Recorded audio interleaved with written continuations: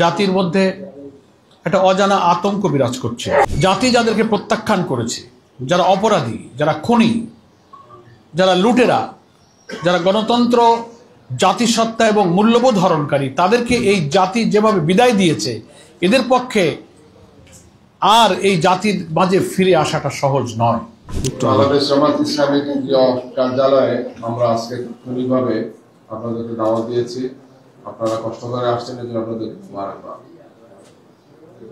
আজকে এবং গতকালকে আপনারা জানেন যে রাজধানী ঢাকা সহ বাংলাদেশের বিভিন্ন জায়গাতে আওয়ামী সন্ত্রাসীরা এবং তাদের দূষণরা মারাত্মকভাবে অগ্নি সন্ত্রাস, নৈরাজ্য, জ্বালাপোড়া, ভাঙচুরের মাধ্যমে একটি ভয়াবহ পরিস্থিতি তৈরির অপচেষ্টা চালাচ্ছে। জনগণের পক্ষ থেকে তাদের এই অগ্নি সন্ত্রাস, নৈরাজ্য, ভাঙচুরের বিরুদ্ধে গণপ্রতিরোধ গড়ে উঠেছে। বাংলাদেশ জামাত ইসলামী গতকালকে এবং আজকে ঢাকা সহ বিভিন্ন জায়গাতে ভূমিকা পালন করেছে। আমরা মিছিল করেছি, অবস্থান করতেছি। আজকে আমাদের ছিল, আমাদের সেক্রেটারি লিড করবেন। ইসলামী ছাত্র শিবির সহ ছাত্র সংগঠনগুলো আলহামদুলিল্লাহ মাঠে ময়দানে আছে। আজকে সাংবাদিকদের সামনে আমরা এ পর্যায়ে আপনাদের সামনে কথা বলবো। আমাদের পক্ষ থেকে আমাদের সম্মানিত সেক্রেটারি জেনারেল আপনাদের সামনে ব্রিফিং করবেন।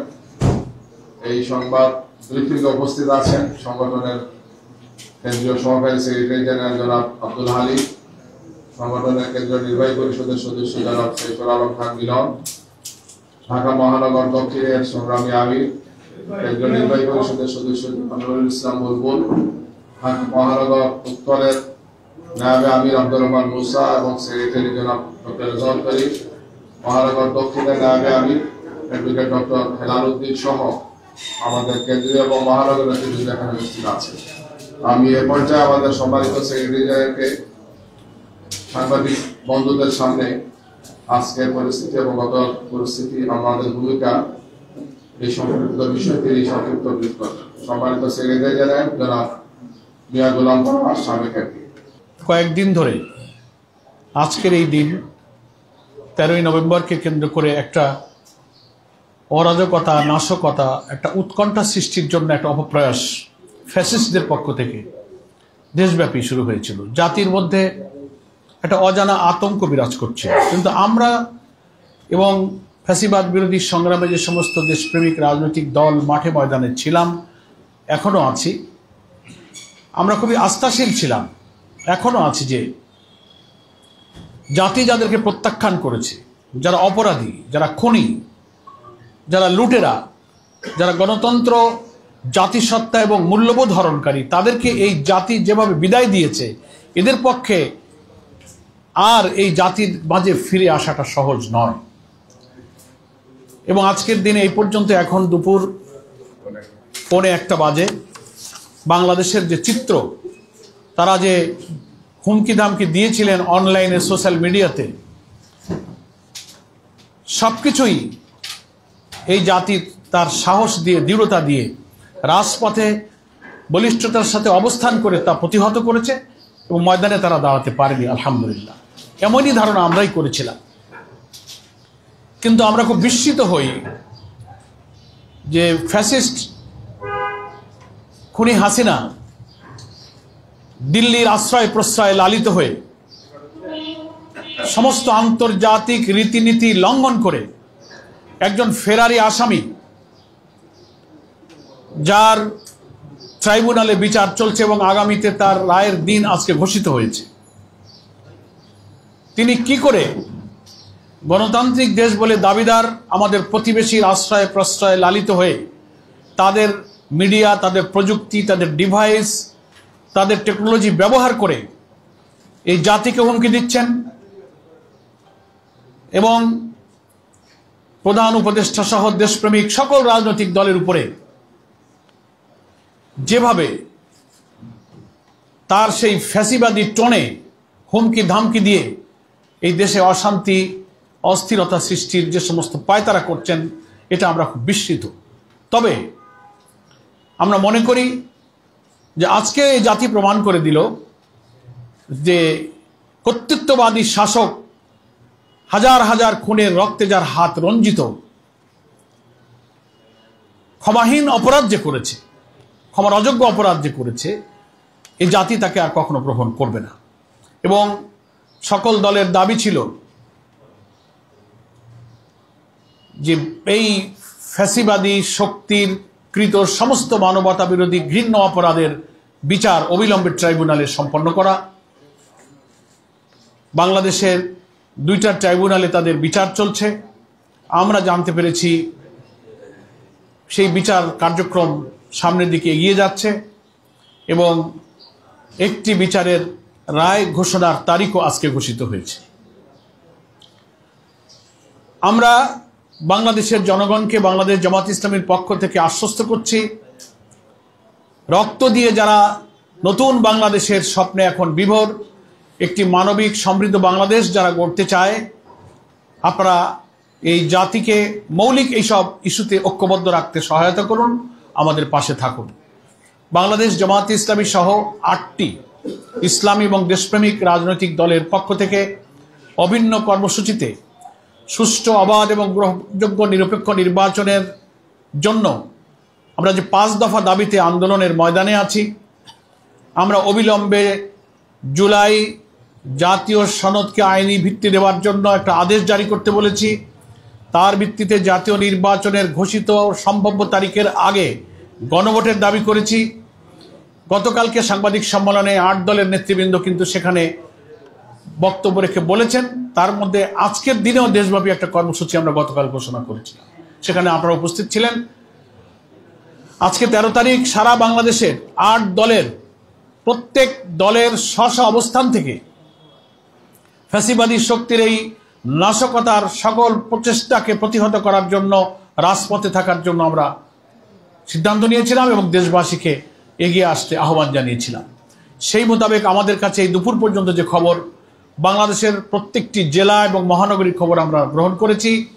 অত্যন্ত দৃঢ়তার সাথে প্রত্যেকটি জেলা মহানগরীর জনগণ রাজপথে তারা ফজর থেকে অবস্থান করেছে, খণ্ড খণ্ড মিছিল করেছে, দৃঢ়তার সাথে অবস্থান করেছে। কোথাও ফ্যাসিবাদী শক্তিকে জনতার মুখোমুখি হওয়ার কোনো সাহস আমরা দেখিনি, তাদের দেখানো তাদের পক্ষে সম্ভব হয়নি। এবং ইতিমধ্যেই আপনারা জানেন, আজ কয়েকটা দিন ধরে ককটেল নিক্ষেপ, বাস গাড়িতে আগুন এবং বিভিন্ন আবাসিক হোটেলগুলোতে রাজধানীতে নাশকতার একটা ঘৃণ্য চক্রান্তের কারণে তারা হয়তো নাম পরিচয়হীন অজ্ঞাত নানান ব্যক্তিরা সব হোটেল টোটেল ভাড়া বুকিং করে আমরা খবর পেয়েছি তারা সেখানে আশ্রয় প্রশ্রয় নিয়েছিল। আমরা সরকারকে, সরকারের স্বরাষ্ট্রমন্ত্রীকে, পুলিশ প্রশাসনকে আমরা অনুরোধ করেছিলাম যে আপনারা এই সমস্ত আবাসিক হোটেলে আপনারা অভিযান পরিচালনা করেন। নাশকতাকারীরা সেখানে আশ্রয় নিয়েছে, যতটা সম্ভব বিভিন্ন জায়গায় অভিযান চালিয়ে তারা প্রচুর সংখ্যক এইসব নাশকতাকারীদেরকে তারা গ্রেপ্তার করেছে। এবং এখনো আজকের দিনেও এই রাজধানী ঢাকা সহ দেশের বিভিন্ন স্থানে গাড়ি পোড়ানো, হামলা করা, স্থাপনায় আক্রমণ করা, ককটেল নিক্ষেপ করা, চোরাগুপ্তা অপরাধীদের মতো চুরি করে এইসব জায়গায় তারা এই সমস্ত আতঙ্ক এবং ত্রাস সৃষ্টি করেছে। গত রাতেও গভীর রাত পর্যন্ত নানান জায়গায় বড় বড় ককটেলের আওয়াজ শোনা গিয়েছে। এগুলো হচ্ছে পলাতক অপরাধী, যারা মানুষের মুখোমুখি হওয়ার সাহস পায় না, তারাই কিন্তু এই সমস্ত অপরাধ করে ভেবেছে যে জাতিকে বোধহয় ত্রাসের মধ্যে রাখা যাবে। তারা ঘোলা পানিতে মাছ শিকার করে বাংলাদেশের একটি অবাধ নিরপেক্ষ নির্বাচনের জন্য এই জাতির যে অভিযাত্রা, এই সুষ্ঠু পরিবেশকে বিঘ্নিত করে নতুন কোনো পরাশক্তি অপশক্তিকে আবার আমাদের ঘাড়ে চাপিয়ে দিতে পারবে। কিন্তু না, এটা ইনশাল্লাহ সম্ভব হবে না। প্রিয় ভাইরা আমার, আজকে ঢাকা মহানগরীতে উত্তর দক্ষিণ মিলে প্রায় 14টি স্পটে জামাত ইসলামীর নেতা কর্মী, মহানগরী এবং থানা পর্যায়ের সব নেতৃবৃন্দ, কেন্দ্রীয় নেতৃবৃন্দ সেখানে অবস্থান করেছেন, খণ্ড খণ্ড মিছিল করেছেন। মহানগরীর Paltan, Gulistan, 0 point, press club, Baitul Mukarram উত্তর গেট, সায়েন্স ল্যাব, যাত্রাবাড়ি চৌরাস্তা, ধানমন্ডি 32 নম্বরের সামনের রাস্তায়, ঢাকা মহানগরীর উত্তরের মিরপুর 10-11, আমিনবাজার, মগবাজার, রামপুরা, খিলক্ষেত, মহাখালী, মোহাম্মদপুর, উত্তরা, মালিবাগ, বাংলা মোটর সহ প্রায় 14টি গুরুত্বপূর্ণ স্পটে তো পরিকল্পিত অবস্থান আমাদের ছিল। আর বিভিন্নভাবে থানায় থানায় তৃণমূলে আমরা নির্দেশনা দিয়েছিলাম, তারা তাদের অবস্থান এবং অফিস কেন্দ্রিক সকাল থেকে বেরিয়ে তারা খণ্ড খণ্ড মিছিল এবং অবস্থান নিয়ে আমরা নাশকতাকারীদের বিরুদ্ধে অবস্থানের যে 8 দলের ঘোষিত যে কর্মসূচি সেটা তারা সফল করেছে। এবং আমরা আশা করছি সারা দেশে 8 দলের প্রত্যেক দল স্ব স্ব জায়গা থেকে দেশে এভাবেই আমাদের এই নাশকতাকারীদের বিরুদ্ধে তারা রুখে দাঁড়িয়েছে। আমরা জানতে পারছি বাংলাদেশের বিদ্যমান রাজনৈতিক সংকট নিরসনের জন্য আমাদের যে আন্দোলন, অবিলম্বে জাতীয় নির্বাচনের আগে গণভোটের তারিখটা ঘোষণা করতে হবে এবং জুলাই জাতীয় সনদের আইনি ভিত্তির জন্য আগে একটা আদেশ জারি করতে হবে। আজকে প্রধান উপদেষ্টা দুপুরে জাতির উদ্দেশ্যে ভাষণ দেবেন বলে প্রচারিত হয়েছে খবর। আমরা অপেক্ষায় আছি এই ভাষণে তিনি কি জাতির জন্য দিবেন আমরা জানি না। রাজনৈতিক পরিস্থিতি উত্তরণে আমরা আশা করব 8 দল প্রধান উপদেষ্টার সাথে সাক্ষাৎ চেয়েছেন এবং জাতীয় সংকট নিরসনে আমাদের যে প্রস্তাবনা নিয়ে নিয়মতান্ত্রিক এবং অস্থিতিশীলতা সৃষ্টি না করেন শান্তিপূর্ণ উপায়ে এই গণদাবি পূরণের জন্য সাক্ষাৎই হচ্ছে সবচেয়ে উত্তম পন্থা বলে আমাদের শীর্ষ 8 নেতৃবৃন্দ প্রধান উপদেষ্টার কাছে সাক্ষাতের সময় চেয়েছেন। ওনারা সময় দিবেন বলে কথা দিয়েছেন। আজ উপদেষ্টা পরিষদের বৈঠক শেষে আমাদেরকে সেই সময় জানাবেন বলে তারা প্রতিশ্রুতি দিয়েছেন। আমরা অপেক্ষা করছি। আমরা আশা করি সরকারের বোধোদয় হবে এবং বাংলাদেশের সংখ্যাগরিষ্ঠ জনগণের প্রতিনিধিত্বকারী এই 8টি দলের শীর্ষ নেতার সাথে অবিলম্বে সাক্ষাতের সময় দিয়ে জাতির এই রাজনৈতিক সংকট নিরসনের একটি সুষ্ঠু শান্তিপূর্ণ সমাধানে পৌঁছাবার ব্যাপারে প্রধান উপদেষ্টা এগিয়ে আসবেন। আমরা আজকে এই প্রেস ব্রিফিংয়ে সে আহ্বান জানাই। এই সংকট নিরসনে যত দেরি হবে ততই কিন্তু অপরাধীরা, সমাজ বিরোধীরা নানান নতুন নতুন চক্রান্তের সুযোগ পাবে। আমরা সরকারকে দেশ গঠনে নিয়মতান্ত্রিক গণতান্ত্রিক পদ্ধতিতে এটি সুষ্ঠু নির্বাচনের প্রতি এগিয়ে যেতে সবসময় সহযোগিতা করতে প্রস্তুত ছিলাম, এখনো আমরা প্রস্তুত আছি। সাংবাদিক বন্ধুগণ, আপনাদের সকলকে আমরা আবারও ধন্যবাদ জানাই যে জাতির এই কঠিন কঠিন সময়ে গণমাধ্যম, রাজনৈতিক দল এবং জনগণ এই 3টি শক্তির সমন্বয়ে কিন্তু মানুষ গণতন্ত্র এবং সুশাসনের জন্য দেশে উত্তরণ ঘটাতে পারে। আপনারা হচ্ছেন তার একটি গুরুত্বপূর্ণ অবলম্বন। অতীতে বাংলাদেশের ইতিহাসে বিভিন্ন সংগ্রামে জনগণের ন্যায্য দাবি আদায়ের সংগ্রামে আপনারা যেমন ঝুঁকি নিয়ে পাশে থেকেছেন, আগামী সুষ্ঠু নির্বাচনের জন্য দেশপ্রেমিক রাজনৈতিক দলের এই আন্দোলনে আশা করি আপনারা আমাদের পাশে থাকবেন এবং জনগণের শান্তি নিরাপত্তার লক্ষ্যে নাশকতাকারীদের সকল চক্রান্তের তথ্য, সংবাদ, সত্য জিনিসগুলো জাতির সামনে পরিবেশন করে দেশপ্রেমিক নাগরিক হিসেবে আপনাদের এই ঐতিহাসিক অবদান আপনারা রেখে চলবেন। এই আহ্বান আমি বাংলাদেশ জামাত ইসলামীর পক্ষ থেকে রাখছি।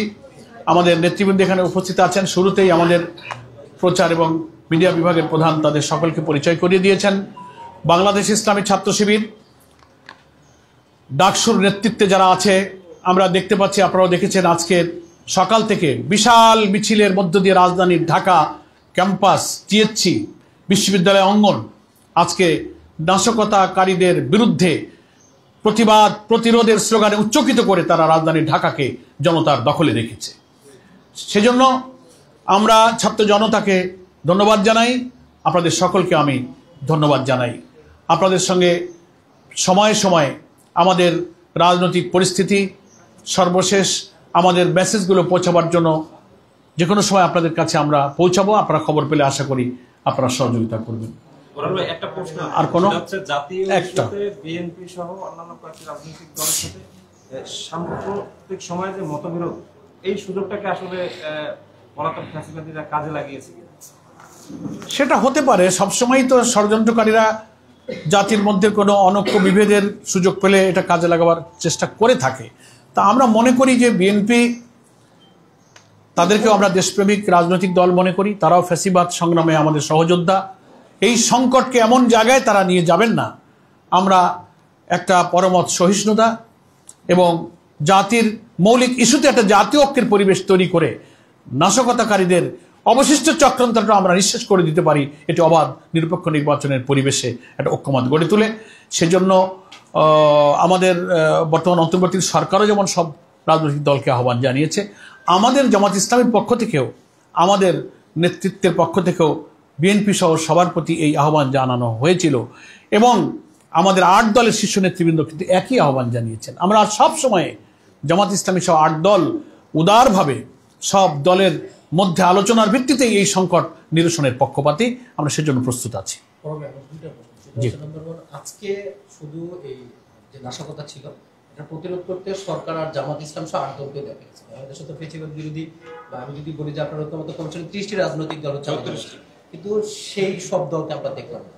প্রথম হচ্ছে কেন আমরা এই তাদেরকে দেখতে পেলাম না? কারণ আপনারা তো একসাথে এই ফেসিবাদের বিরুদ্ধে আন্দোলন করছেন। কেন আপনাদের মধ্যে আজকে অন্তত ফেসিবাদকে কেন্দ্র করে ঐক্যমত দেখা গেল না? একটা বিষয় হচ্ছে অবশেষে শেখ হাসিনার মামলার রায় ঘোষণার একটা তারিখ নির্ধারণ হচ্ছে, এটিকে ঠেকানোর জন্যই মূলত আজকের লকডাউন। এই রায় ঘোষণাটাকে আপনারা কিভাবে দেখছেন? প্রথম কথার জবাবটা দিই, আমরা বলবো না যে রাজপথে সবাই ছিল না, অনেক দলই কিন্তু ছিল।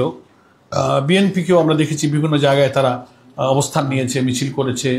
আমরা রাজনৈতিক দল হিসেবে 8 দল, ছাত্র সংগঠন সবাই ছিল। তবে 30-31 দলের সব দলের সাংগঠনিক শক্তি অবস্থান তো একই রকম নয়, অনেকের অবস্থান তৎপরতা হয়তো দৃশ্যমান হয়নি। তা আমরা বিশ্বাস করি যে এই ফ্যাসিস্টদের অপতৎপরতার বিরুদ্ধে সবাই কম বেশি রাজপথে ছিল, আমরা এটির সুধারণা আমরা তাদের ব্যাপারে রাখি। নেক্সট হচ্ছে যে রায়ের যে তারিখ ঘোষণা হয়েছে, আমরা এটাকে ওয়েলকাম করি। এটা জনগণের দাবি ছিল, এটা গণ আকাঙ্ক্ষা ছিল। 24 জুলাই অভ্যুত্থানের এই ঐতিহাসিক রাজনৈতিক পরিবর্তনের পেছনে যে সমস্ত বীর সোনার সূর্য সন্তানরা জীবন দিয়েছে, জাতিসংঘের হিসাবে 1400, আরও হিসাব ছাড়াও অনেকের খোঁজ খবর এখনো পাওয়া যায়নি, 30-40 হাজার মতো আহত, এদেরকে যে কি নিষ্ঠুরভাবে খুন করা হয়েছে, যেগুলো ইতিহাসে খুব বিরল ঘটনা, মানুষ সেসব দৃশ্য দেখতে পারেনি। মৃত লাশ আগুনে পুড়িয়ে ছাই করা, একটা দেশের সরকার সেই দেশের বিরুদ্ধে কি যুদ্ধ ঘোষণা করেছে যে হেলিকপ্টার থেকে গুলি করে 6 বছরের শিশু সহ সাধারণ পথচারীকে হত্যা করতে হয়েছে? হ্যাঁ, এপিসি কার থেকে লাশ কিভাবে টেনে রাস্তার পরে ফেলানো হয়েছে, দৃশ্যগুলো ভিডিওতে মানুষ দেখতে পারে না। তো জনগণ তো এর বিচার চায়, সে বিচার চাওয়া হয়েছিল এবং আমরা অন্তত সরকারকে বিচার কাজটাকে হাজারো চ্যালেঞ্জের মধ্য দিয়ে ট্রাইব্যুনাল যে এগিয়ে নিয়েছেন, এটার জন্য তো আমরা স্বস্তি বোধ করি, ধন্যবাদ জানাই। এবং তার একটি বিচারের রায় প্রথমবারের মতো তারিখ ঘোষণা হলো।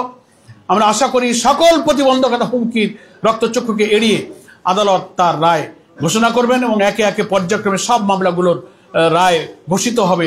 এটা দেশপ্রেমিক, শান্তিপ্রিয়, ফ্যাসিবাদ বিরোধী, অপরাধ এবং খুন বিরোধী সাধারণ জনতার এটা দাবি, এটা শুধু আমাদের দলীয় দাবি নয়। এই জন্য এটা আমরা খুব ইতিবাচকভাবে দেখি। আপনারা যখন হচ্ছে আওয়ামী লীগকে দমন করার জন্য বা প্রতিহত করার জন্য মাঠে আসছেন, তখন আমরা অনেক দলের প্রধানকে বা সর্বোচ্চ ব্যক্তিকে বলতে শুনছি যে তারা হচ্ছে তাদের বিরুদ্ধে মামলা তুলে নেওয়ার কথা বলছেন, যে তারা মামলা তুলে নেবে। বিষয়টা সাংঘর্ষিক হয়ে গেল কেন? একই বিরুদ্ধে আপনার কিছু? আমরা আপনাদের মতো গণমাধ্যমে দেখেছি যে একটি দলের মহাসচিব তিনি বলছেন যে আওয়ামী লীগের সব মামলা আমরা তুলে নেব। তার একটা ব্যাখ্যা অবশ্য নিউজে আসার পরে তিনি স্টেটমেন্ট দিয়েছেন। একজন জাতীয় নেতা যখন একটা খবর প্রচারের পর কোনো ব্যাখ্যা দেন, আমরা সেটাকে ইতিবাচকভাবেই দেখতে চাই। তবে খবরটা ভিডিও আমরাও দেখেছি, আপনারাও দেখেছেন, পুরো ভিডিও বক্তব্য কিন্তু এটা পরিষ্কার হয়েছে যে আওয়ামী লীগের সব মামলা আমরা তুলে নেব, এই সেন্টেন্সটা কোট আনকোট কিন্তু ভিডিওতে দেখা যাচ্ছে। তারপরেও তিনি একটা ব্যাখ্যা দিয়েছেন জাতি এটা কিভাবে গ্রহণ করবে, যে এই কথাটা তো জনগণের উপরে আমি ছেড়ে দিলাম, যে এত বড় অপরাধীদের সব মামলা শব্দটা উল্লেখ আছে, সব মামলা। তো এটা সমস্ত বা সব মামলার এই কথাটা জনগণ তো ভালোভাবে নেয়নি, এটা প্রশ্নবিদ্ধ। আবার একটা কথা মিডিয়াতে অনেক নেতৃবৃন্দ ওই দলেরই বলছেন যে আপনাদের নৌকার লোকদের পাশে ধানের শীষে আমরা আসি, অসুবিধা নাই, অনেক কথাই তো শোনা যাচ্ছে। তো এগুলো গণমাধ্যমে প্রকাশিত খবর। আমরা মনে করি যে এগুলো ফ্যাসিবাদ বিরোধী আন্দোলনের যে চেতনা, সেই চেতনায়, সেই মূল্যবোধে যারা দৃঢ় থাকবেন, শক্ত থাকবেন, কোনো রাজনৈতিক স্বার্থে কোনো কারণে আমরা এই জায়গা থেকে পিছপা হব না। আমাদের প্রত্যেকেরই দায়িত্ব এই জায়গাতে শক্ত থাকা। সেই জন্য আমরা এটাকে জনগণের উপরে ছেড়ে দিলাম যেহেতু একজন নেতা তার ব্যাখ্যা দিয়েছেন, এই জন্য আমরা এটাকে আর আলাদাভাবে মন্তব্য করতে চাই না। সবাইকে ধন্যবাদ, আমরা শেষ করি। জুলাই যারা যোদ্ধা যারা শহীদ তাদের রক্তের দাগ এখনো শুকায়নি।